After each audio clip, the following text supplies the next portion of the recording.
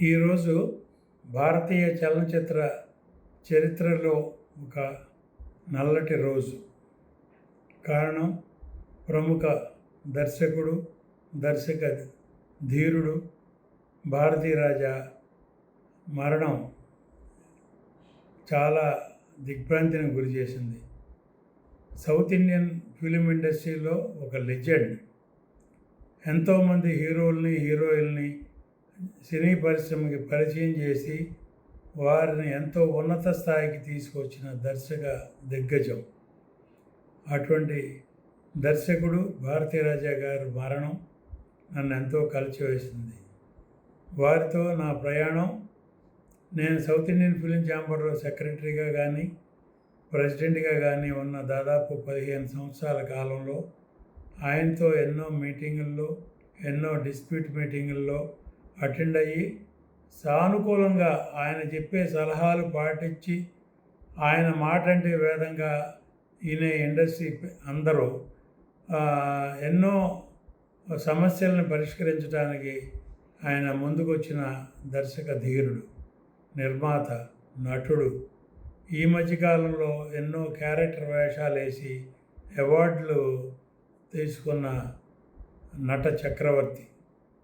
ఆయన గురించి ఎన్నెన్నో చెప్పచ్చు. ఆయన ఎంతోమంది హీరోయిన్లని పరిచయం చేశాడు, హీరోలను పరిచయం చేశాడు.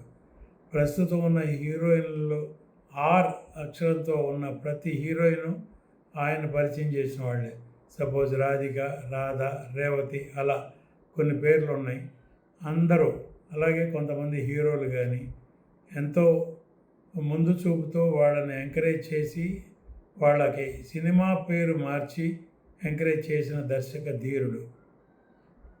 ఈ మధ్యకాలంలో అంటే దాదాపు 2 సంవత్సరాల కిందట వారి కుమారుడు మనోజ్ అకాల మరణం చెందటం, కుటుంబంలో ఒక తీరని లోటు ఆయనకి ఎంతో ఆవేదన గురి చేసిన విషయం.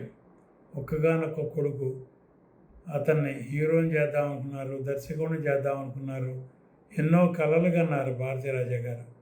అటువంటి మనోజ్ 2 సంవత్సరాల కిందట చనిపోవడం అనేది ఆయనని ఎంతో కృంగదీసింది.